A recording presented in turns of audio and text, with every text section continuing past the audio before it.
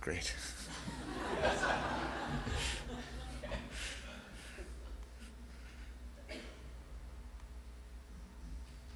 Look at that. Okay. So my name's Hugh McGuire, founder of LibriVox and Pressbooks, I guess, and a few other kinds of things. And I want to talk about the new publishing ecosystem that I and certainly I think probably many of the people in this room have dreamed about and why I don't think we're there yet. And I'm going to take a trip into my ancient history anyway, back to 2005, which amazingly is almost a decade ago now. And in 2005 I started a project called LibriVox, which transformed the way that I thought about books. LibriVox, which you may be familiar with, was inspired primarily by Wikipedia and the open source software movement, but was applied to books in a way. And it asked volunteers to make audio recordings of public domain texts and put them up on the internet for free. Now, LibriVox famously has almost no quality control. The rules were and have remained that the source text must be published and in the public domain, that the audio must match the text pretty closely, and that the audio must be audible and more or less understandable. And that's really it.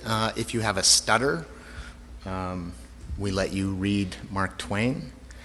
If you have a high-pitched, girlish American accent, you can read Heart of Darkness. If you have a strong Bulgarian or Chinese accent, you can read Austen.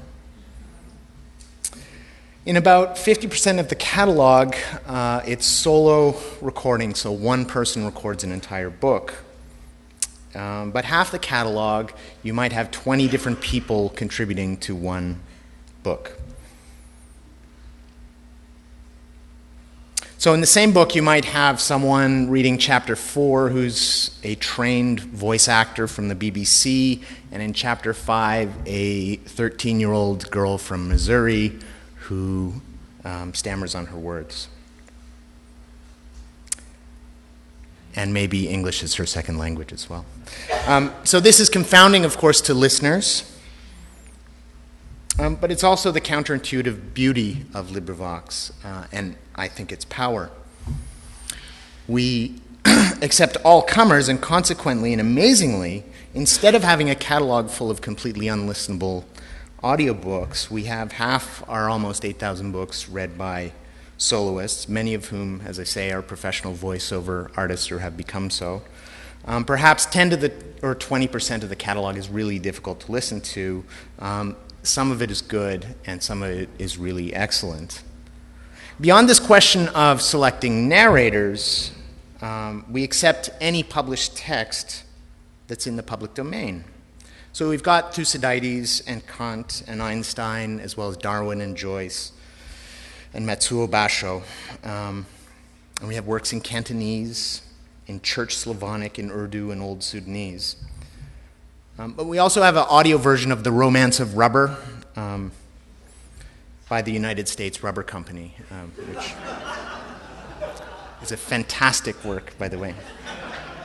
In addition to that, we have the number pi read to I'm not sure how many digits in Welsh. So LibriVox has always been a crazy kind of project. Though I guess these days, compared to 2005, the idea that people would, anyone would be allowed to put anything onto the internet is a lot more common than it was when we first started.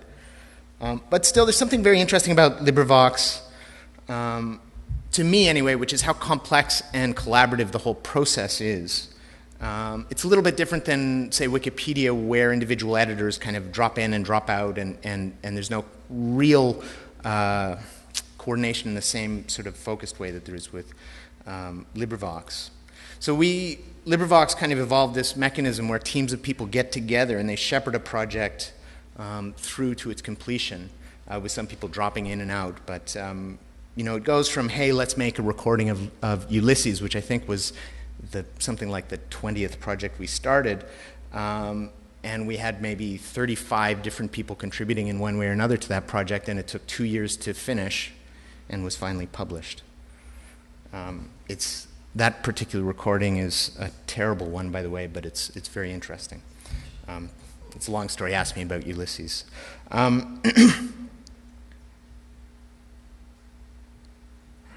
So, of course, no traditional publisher would ever consider a project, taking on a project like LibriVox for so many reasons. I mean, there's the lack of quality control, the lack of business model, the lack of belief that so many people would be willing to do so much work for free that publishers do for money.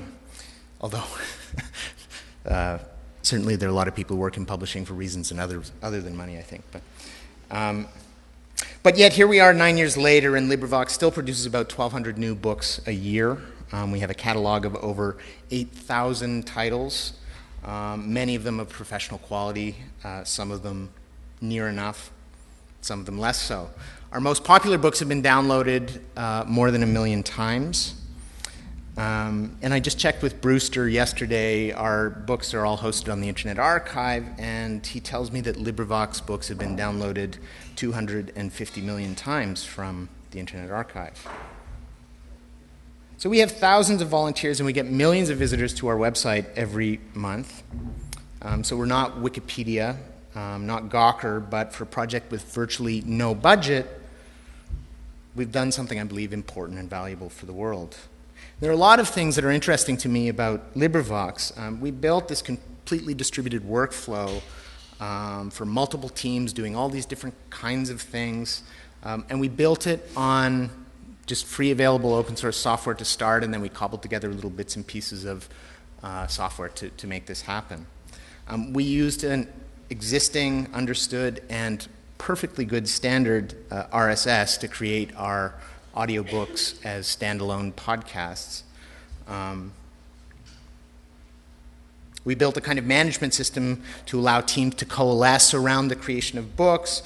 So we have a kind of volunteer commissioning editor called a book coordinator. We have narrators who volunteer to take on different chapters. We've got proof listeners who verify that the text and the audio go together. And we have a kind of publisher, I guess you call, which we call a meta coordinator, who makes sure that all the metadata around the book is okay and that all the bits and pieces are right, and pushes that out to our website that automatically goes to Internet Archive and then automatically into a catalog API that drives a whole host of iPhone apps and websites that and Android apps that use the LibriVox catalog to spread our books far and wide. And we built a publishing platform that connects directly with the listeners. So again, we get more than 1 million visitors every month, generating this huge amount of direct-to-consumer traffic and engagement without ever doing anything else than what we were doing anyway, which was publishing audiobooks for free on the internet. So the thing I want to focus on today is that we built a platform that allowed thousands of volunteers to build something meaningful to them on top of a fundamental cultural asset. On assets or cultural asset that they loved, the book. So we give them a platform and a means to engage with books that they love in both very private and deep ways. I mean, reading aloud a text that you know is going to be listened to by other people is a very deeply engaging way to engage with the text.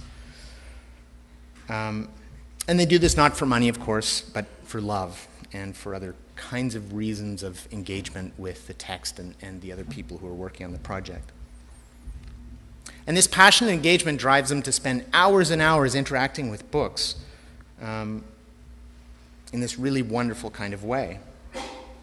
And that the world gets a free library or collection of audiobooks has always to me been a kind of wonderful fringe benefit of what we actually do at LibriVox, which is to help people make audiobooks of public domain texts and give them away for free. In fact, I like to think of LibriVox not as a publisher of audiobooks, but rather as a massive multiplayer online game. You could call it a literary world of audiobook craft where guilds form around a particular objective, transforming a given public domain text and turning it into an audiobook. and they can level up by proof listing or creating a cover or pushing the book out onto our site. And I bring up LibriVox, or I want to talk about LibriVox, not as an example of a publishing business. Certainly it's anything but a business. We're not a crowdsourcing business or even an advertising vehicle. In fact, LibriVox isn't really a real nonprofit. We're just a protectorate of the Republic of Brewster, otherwise known as the Internet Archive. But I bring up LibriVox because it's my touchstone when I think about what I imagine this new book ecosystem could be. When I think about electronic books.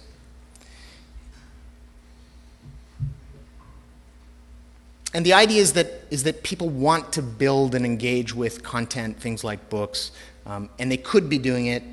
And in our case, we started with the works on Project Gutenberg, and later some other public domain electronic text repositories. And our process goes something like this. I might post something and say, hey, I'd like to do an audiobook of Passage for India, which can be found at this URL at Gutenberg. Joe might volunteer for Chapter 7 and Jane for Chapter 15. They would go off to the URL at Gutenberg, download the text, copy out Chapter 7 into a text editor or something like that, and then record the files and put them up onto the server. And the key point is that the availability of a free, manipulable audio library, or sorry, a free, manipulable ebook library enabled the creation of this platform of LibriVox, which enabled this amazing engagement with books, and finally this free audiobook catalog. So when I think about what could a new ebook ecosystem look like, my answer is something like an ebook ecosystem where readers and hackers and creators can start building new kinds of interactions with books and reading. And note, this needn't be as radical as what LibriVox is. There's a huge field between reader being able to copy and paste text in a book that they bought to this kind of radical reshaping of out-of-copyright works that LibriVox is. So I was talking to Haig Arman, who was just up here, yesterday about the problem of where we are and this kind of frustration that I feel after, at this now the 5th Books and Browsers. We've been talking about a lot of the same problems. And the problem is that innovation tends to happen at the fuzzy margins of culture.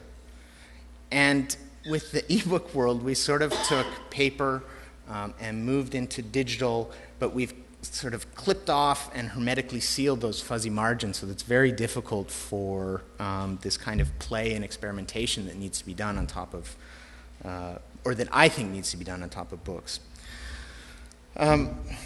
When in 2008 I started focusing on ebooks, I imagined we'd see something emerge like the blogosphere or podcasting or what we saw in music, where the technology and the platforms themselves would be part of this process where we'd see new entrants not just in the creation of content, but in the hacking around the platforms of the consumption of this content. I thought that that would mean that we would see an evolution in how people engage with text in long form. But we haven't really seen very much of this at all. And we can't really know what that would look like unless people are able to play around in this way. And by the way, for anyone actually running a real live publishing business, that's more or less working right now with a system that makes sense, that what I've just described is pretty terrifying. Fuzzy margins are pretty scary, and you don't really want to jump into them.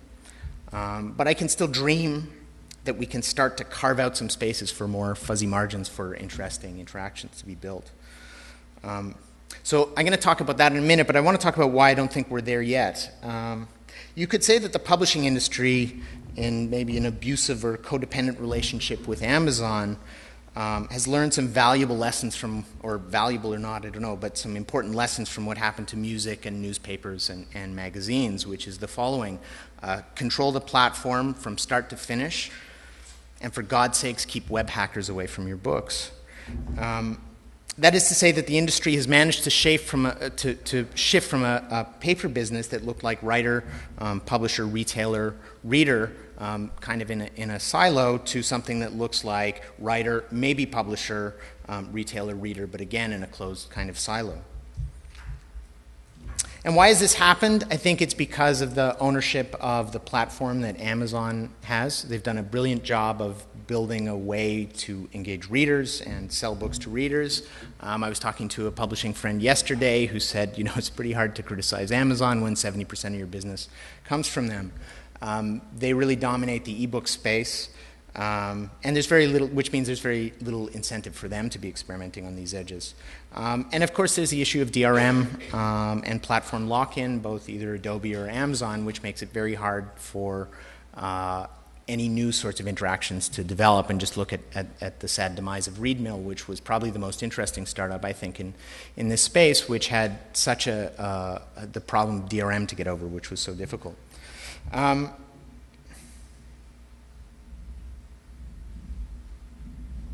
So again, all of this is very understandable. It's kind of a scary world, and if you have a business that kind of works, then doing something new is sort of scary. But there is a risk here that different kinds of content producers figure out how to do things in a more web native way, and you think about what Medium's doing, maybe even Khan Academy, and what Wattpad are doing, where they're coming from a completely different vision of what long-form content could be.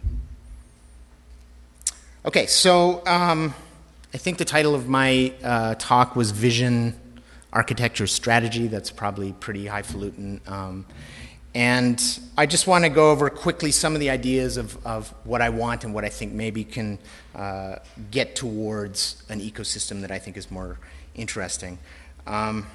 So here's a vision where books and the data about books can be interconnected to the wider web, and to other books, of course, and where the data that readers generate from their interactions with books is owned by them, is standardized, and easily extractable. And I think those two things, this idea that publishers sort of owning but opening up the access to books connected to the network, but also on the reader side, that readers start getting control, as Richard was talking about, of the things that they're doing with books. And I think if you imagine sort of this kind of data being accessible, you can start thinking about building really different kinds of interactions that could be very interesting, and maybe drive more engagement with books. So architecture, this is definitely my weak point, but I think the idea, the skeleton of what the architecture looks like is that every book has a URI. I think it was Marcus maybe was talking about that at the W3C talk yesterday. That book content is standardized, which you could say EPUB is. It could be open or closed, but accessible through that URI. That every book has an open, accessible, and standardized metadata set that again could be pulled by anyone. And that on the reading system side, that open exportable annotation standards, so I know Hypothesis is working on that, and standardization of reader interaction data, as well exportable and extensible. So that's kind of a vision or an architecture of what this vision might look like. And for the strategy, I was thinking about this. You think about how does this change? Where does it come from? It's this conundrum of how hard it is for the hackers on the fuzzy margins to work with owners of content or publishers. Do you want hackers to have to become creators of content? How do you get over this problem that 70% of reading is ebook reading anyway is happening on Amazon devices? So where's the possibility? And I think this maybe it starts with small networks of collections of books in collaboration maybe with scholarly publishers and libraries. That maybe this is somewhere where this kind of idea can start to get explored. And then there's this other thought that I have is that maybe I'm wrong about all this. Maybe everything is fine. We should keep books sealed off from the network, and maybe I'm just sort of a jetpack enthusiast who rails against the transportation industry when everyone's pretty happy with their bicycles and cars.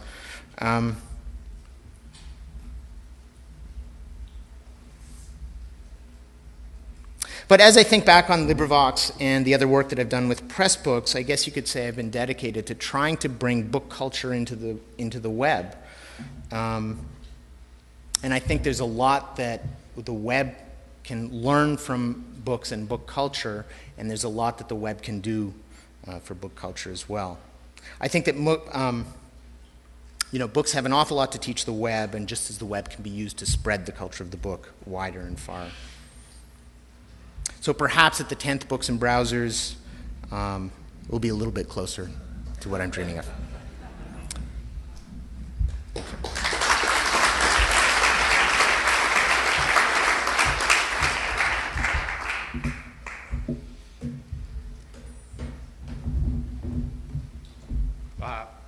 The stuff you talked about, the last two slides, is called library linked data. A lot of experiments on the way to do this already to expose the authoritative metadata of the Library of Congress.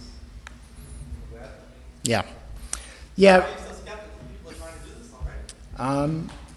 I guess what I'm not seeing is the work with publishers being engaged in it. So that's been my experience. But yeah.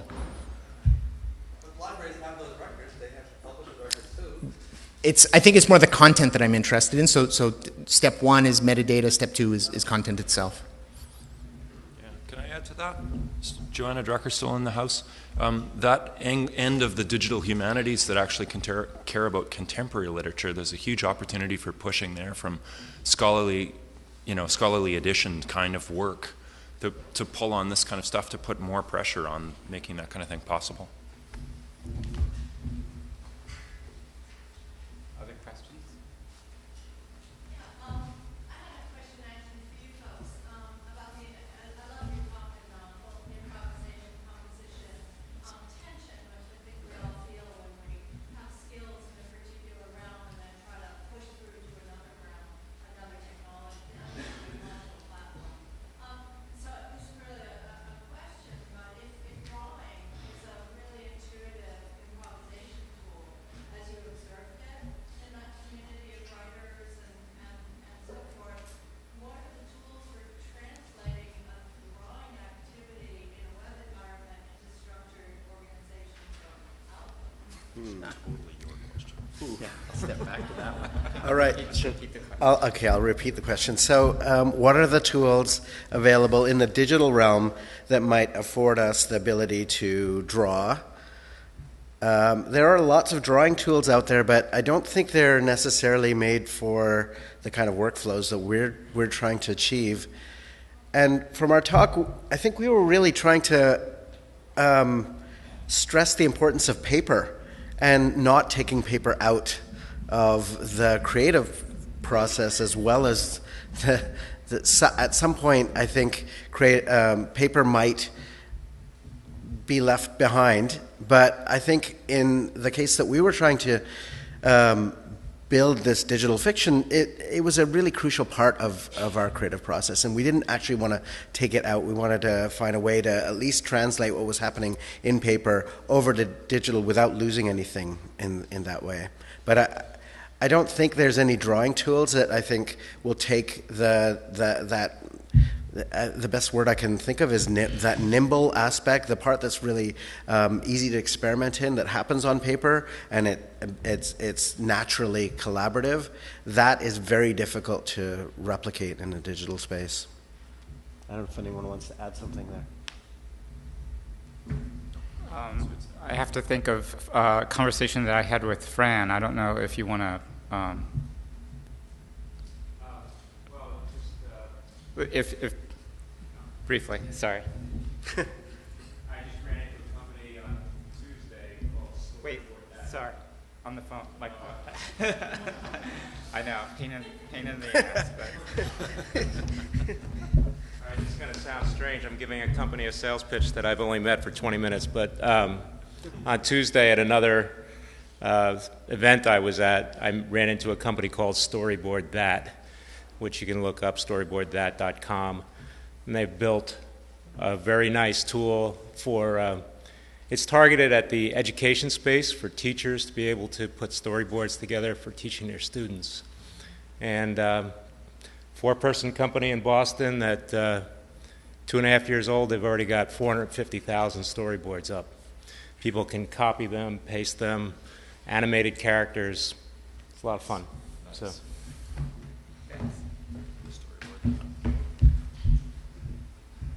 Other questions? Besides Bob?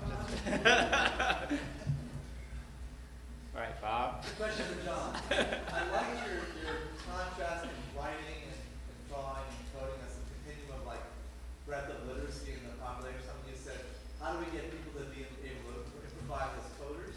You teach them code when they're 5, don't you? And then now they're 15 years later, they're able to do it. Kind of. You teach kids to code at younger ages? That's the solution? Yeah, well, I mean, it goes straight back to LNK, right? Because that was exactly what LNK was about. Like, we gotta get kids when they're little and build this kind of generative digital literacy at a very, very early age.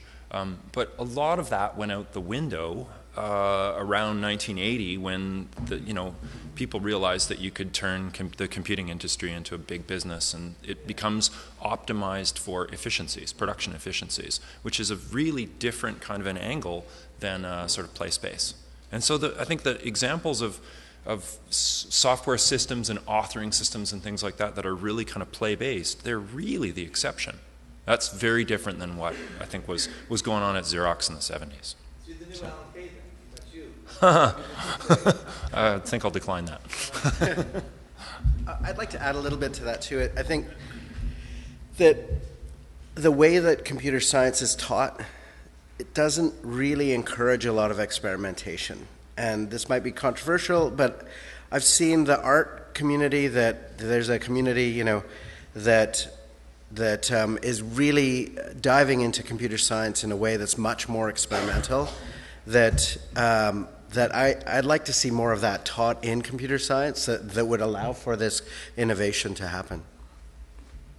Who